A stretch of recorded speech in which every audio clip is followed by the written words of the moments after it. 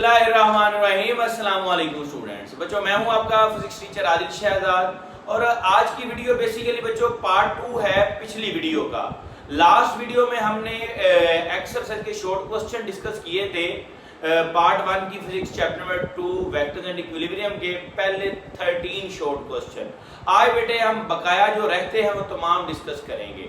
आइए जरा आगाज करते हैं। क्वेश्चन नंबर है 2.14। बेटे ये एमसीक्यूज टाइप है क्वेश्चन, लेकिन बहुत इंपॉर्टेंट कॉन्सेप्ट है। स्टेटमेंट है जी, the two vectors to be combined have magnitude 60 newton and 35 newton. दो बेटे वेक्टर हैं आपके पास, एक का मैग्नीट्यूड आपके पास है 60 न्यूटन, दूसरे का कितना है 35 न्यूटन। अब क्या करना है, pick the correct answer from those given below and tell why is it the only one of the three that is correct. ये तीन ऑप्शन दिए हुए हैं कि इसका रिजल्टेंट 100 न्यूटन हो सकता है, 70 न्यूटन हो सकता है या 20 न्यूटन हो सकता है, और जो आंसर आपने बताना है उसकी वजह भी बतानी है। तो बेटा ना वेक्टर की एडिशन, मैंने आपको, अगर आप वेक्टर की एडिशन को कंप्लीट सीखना चाहते हैं तो वो भी रिकॉर्डेड लेक्चर मौजूद है। आपको सिखाया हुआ है कि वेक्टर अब हमारे पास कौन कौन से हैं, एक है 60 न्यूटन, दूसरा कितना है 35 न्यूटन। इनका बेटे ना रेंज हम चेक करते हैं या मैक्सिमम हम इसका रिजल्टेंट देखते हैं कि कितना आता है।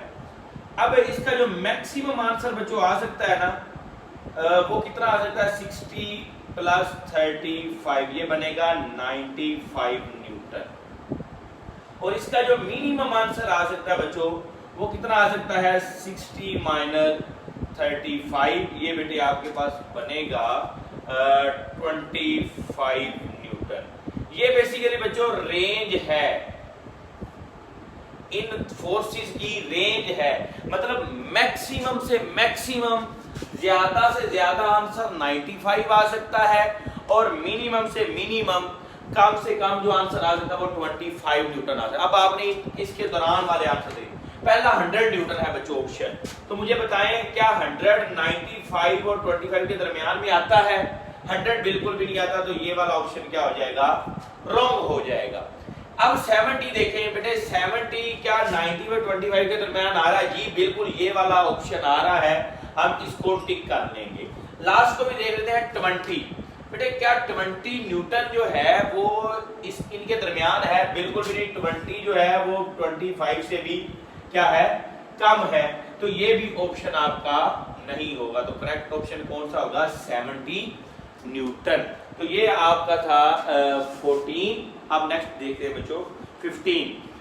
Suppose the sides of a closed polygon represents vectors arrange head to tail, what is the sum of these vector. बेटे एक पॉलीगॉन है, मतलब एक ऐसी क्लोज शेप है जिसकी साइड 2 या 3 से ज्यादा है। सपोज दैट मैं यहाँ पे बना देता हूँ जी, यहाँ पे एक रिप्रेजेंट साइड कर रही है इसकी वेक्टर ए को, दूसरी साइड बेटे कर रही है वेक्टर बी को, एक थर्ड साइड भी है वो किसको कर रही है, वेक्टर सी को, और इसी तरह से यहाँ पे आपके पास कह लें कर लें एक साइड डी वेक्टर को, फिर आपका बेटे आ गई ई वेक्टर को, और यहाँ पे आप कह लें एक वेक्टर एफ। अब ये इतने सारे ये क्लोज शेप बन गई है और हमने वेक्टर को क्या किया है, पहले के हेड के साथ दूसरे की टेल, दूसरे के हेड के बाद तीसरे की, इसी तरह सब के हेड और टेल्स को हमने मिला दिया है। अब इनका रिजल्टेंट बेटे देखें, रिजल्टेंट आप कैसे ड्रा करते हैं, पहले वेक्टर के हेड के साथ हेड और लास्ट वेक्टर के टेल के, सॉरी पहले की टेल के साथ टेल और लास्ट के हेड के साथ हेड। अब पहला आपके पास ये है, इसकी टेल ये है और आखिरी एफ है, इसका हेड के साथ आपने हेड बनाना, उसका हेड भी यहाँ पे, तो रिजल्टेंट कहाँ पे ड्रा करें? तो ये क्लोज शेप बन गई है, तो इसका रिजल्टेंट बेटे क्या आएगा, 0 आएगा।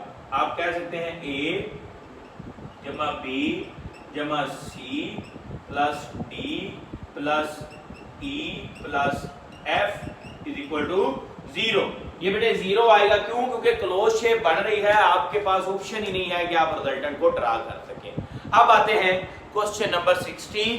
बेटे ना ये 16 के दो पार्ट हैं, दोनों बहुत इंपॉर्टेंट हैं, ये कुछ शॉर्ट के लिए नहीं या लॉन्ग के लिए नहीं, बल्कि एमसीक्यूज के लिए। कॉन्सेप्ट बड़े अहम है। सीखने बहुत जरूरी है, जरा फोकस से समझिएगा। 16 की स्टेटमेंट है, पहले पार्ट पढ़ते हैं। इसकी स्टेटमेंट है जी, टू शिप्स, दो शिप्स हैं बच्चों, X and Y are travelling in different direction at equal speed. दो जहाज हैं बच्चों, दोनों इक्वल स्पीड से मूव कर रहे हैं और डिफरेंट डायरेक्शन में जा रहे हैं। The actual direction of motion of x is due north. आपका जो एक्स है बच्चों, मैं एक्स की बात कर रहा हूं यहां पे, वो बेटे आप कह लेंगे यहां पे इस पॉइंट पे मौजूद है, नॉर्थ की तरफ जा रहा है। आपका जो एक्स है वो किधर जा रहा है, नॉर्थ की तरफ जा रहा है। But to an observer on Y, और वाई एक जहाज दूसरा जो है उसके ऊपर ऑब्जर्वर बैठा हुआ है। The apparent direction of motion of x is north east. उसके लिहाज से जो डायरेक्शन है किसकी, एक्स की, वो बेटे क्या है, इधर होनी चाहिए, नॉर्थ ईस्ट। कौन से ऑब्जर्वर के लिहाज से, वाई ऑब्जर्वर के लिहाज से। तो the actual direction of motion of Y as observe from the shore will be, बेटे जो वाई की असल जो आप कह लेंगे डायरेक्शन होगी एक्चुअल, वो किस डायरेक्शन में होगी। दोबारा से सुने, एक्स नॉर्थ में जा रहा है, ये मैंने डायरेक्शन ऑलरेडी बना दी है, एक्स नॉर्थ में जा रहा है। जो वाई है जहाज, उसके लिहाज से एक्स नॉर्थ ईस्ट में जा रहा है, तो वाई की लोकेशन क्या होगी, वाई की डायरेक्शन क्या होगी। सपोज करें बच्चों, अगर वाई जा रहा हो इसके ऑपोजिट साउथ में, सपोज दैट वाई इधर हो। अब आप समझेंगे ये है कि मैं आगे आपकी तरफ आ रहा हूं, जबकि जहाज एक्स पीछे जा रहा है। अब मैं जैसे ही साउथ की तरफ आ रहा हूं तो मुझे बिल्कुल लगेगा कि ये जहाज एक्स किधर जा रहा है, ये नॉर्थ की तरफ जा रहा है, लेकिन मुझे लगना क्या चाहिए, नॉर्थ ईस्ट। तो मतलब वाई की लोकेशन ये नहीं है, इस डायरेक्शन में आप वाई नहीं लेंगे। ठीक हो गया। अब क्या करें फिर, अब अगर बेटे मैं ईस्ट की तरफ जाऊं, इस तरफ जाऊं, इस तरफ मैं मूव करूं, जबकि जहाज किधर जा रहा है, ऊपर की तरफ जा रहा है। तो अब मेरे लिहाज से मैं इधर जा रहा हूं लेकिन जहाज ऊपर जा रहा है, तो मैं अगर यहां पे मौजूद हूं, सपोज दैट वाई यहां पे है, तो इसके लिहाज से जहाज की जो डायरेक्शन होगी वो ये होगी, और ये कौन सी बन रही है, नॉर्थ वेस्ट। तो हमें क्या चाहिए, नॉर्थ ईस्ट। तो ईस्ट में भी आपका वाई वाला जो जहाज है बच्चों वो नहीं होगा। फिर आपका जहाज किधर होगा, अब लास्ट डायरेक्शन वेस्ट है, उधर हम जाके देख लेते हैं। अब अगर आपका जहाज जा रहा है इधर, सपोज दैट नॉर्थ उधर है और जहाज इस डायरेक्शन में जा रहा है वेस्ट की तरफ। अब वेस्ट से अगर ये ऑब्जर्वर इधर नजर दौड़ाएगा बच्चों, आप गौर करें तो इसे जहाज इस डायरेक्शन में जाता हुआ नजर आएगा। देखिए एक ऑब्जर्वर यहां पे है, इसे किधर जाता हुआ, इस डायरेक्शन में जाता हुआ नजर आएगा। तो ये बेटे अब जहाज यहां पे जो ऑब्जर्वर बैठा हुआ है वाई पे, उसको अब लगेगा कि जहाज किधर जा रहा है, नॉर्थ ईस्ट में। तो वाई की लोकेशन क्या होगी, ईस्ट होगी क्या, बिल्कुल भी नहीं, ईस्ट में नहीं थी, ये वाला ऑप्शन गलत होगा। वेस्ट में होगी जी, बिल्कुल वेस्ट में होगी। अगर वेस्ट में जा रहा होगा तो उसे लगेगा कि जहाज किधर जा रहा है, नॉर्थ और ईस्ट में जा रहा है। तो ये बेटे 16 का ए है। होप सो आपको इसकी समझ आ गई होगी कि किस तरह से जो जहाज है वो नॉर्थ और ईस्ट में हमें फील होगा। अब इसका देखते हैं 2.16 का बी। 2.16 बी की बेटे आपके पास स्टेटमेंट है, ए horizontal force F is applied to a small object P of mass M at rest on a smooth plane inclined at an angle theta। बेटे ये डायग्राम आपको नजर आ रही है, बुक में भी डायग्राम बनी हुई है। ये एक ऑब्जेक्ट पड़ी है, आप कह लें सपोज इसका नाम है P, इसका मैस M है। ये एक इंक्लाइंड प्लेन के ऊपर पड़ी हुई है जो सरफेस के साथ एंगल कितना बना रही है, थीटा। नेक्स्ट देखें जी, आपके पास है जी the magnitude of the resultant force. आपने इसके ऊपर लगने वाली रिजल्टेंट फोर्स निकालनी है या नेट फोर्स निकालनी है along the surface of plane on the object. बेटे ना आपने बेसिकली कह लें कि ये मैस है एक इंक्लाइन के ऊपर, आप जानते हैं कि मैस नीचे को मूव करेगा। अगर मैं कोई सपोज दैट यहाँ पे ये एक सरफेस है, इसके ऊपर यहाँ पे कोई चीज रखता हूँ, तो ये बेटे ऐसा ऐसा यहाँ पे जैसे मैं इसका एंगल चेंज करता जाऊंगा ये नीचे मूव करना शुरू कर देगी। बेसिकली ये यहाँ से नीचे आ रही है, तो मैं कितनी फोर्स इसके ऊपर लगाऊं या वो रिजल्टेंट फोर्स कितनी होगी कि ये यहाँ पे रुकी रहे। तो आइए जरा इसको सोल्व करते हैं। इसका वैसे जवाब सारे कंपोनेंट कैंसिल होने के बाद आएगा F cos theta minus M G sine theta. इसको सोल्व करके बेटे देखते हैं। देखिए जरा, ये बेटे फोर्स लग रही एफ इसके ऊपर, ये इंक्लाइन के ऊपर ये मैस एम पड़ा है। मैं इसके फोर्स के कंपोनेंट देख लेता हूँ कि इसके ऊपर फोर्स का कौन सा कंपोनेंट जो है वो इफेक्टिव होगा। उसके लिए मैं क्या करता हूँ, यहाँ पे इसको आगे इमेजिनरी तौर पे इंक्रीज कर लेता हूँ, एक पैरेलल ही फोर्स बना लेता हूँ, जिसका मतलब ये सेम फोर्स है। ठीक है जी, ये बेटे वही फोर्स है जो यहाँ पे लग रही है, तो इसका भी एंगल कितना है, यहाँ पे थीटा है। गौर से बेटे समझिएगा, इसमें कंफ्यूजन बच्चों को हो जाती है, तो मैं कोशिश करूंगा कि बिल्कुल सादा से तरीके से आपको समझाऊं। ये बेटे फोर्स यहाँ पे आपने बना ली, ये same as it is force है जो आपके पास ये वाली फोर्स है। अब आप इसके जरा कंपोनेंट ड्रा करें। कंपोनेंट ड्रा करने के लिए बेटे हम क्या करते हैं कि हेड से क्या करते हैं, एक परपेंडिकुलर ड्रा कर लेते होते हैं। ये बेटे मैंने क्या किया, एक परपेंडिकुलर ड्रा कर लिया और इसका ये एंगल बन रहा है 90 डिग्री फोकस से।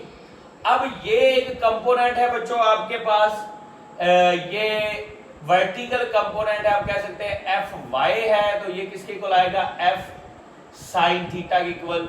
ये उस लिहाज से क्या बन रही है, बेस बन रही है, ये आएगा एफ एक्स जो कि किसके इक्वल होगा, F of cos of theta. अब देखिए ये फोर्स सरफेस के अलोंग है, ये जो एफ एक्स वाला कंपोनेंट है ना बच्चों, ये सरफेस के अलोंग है।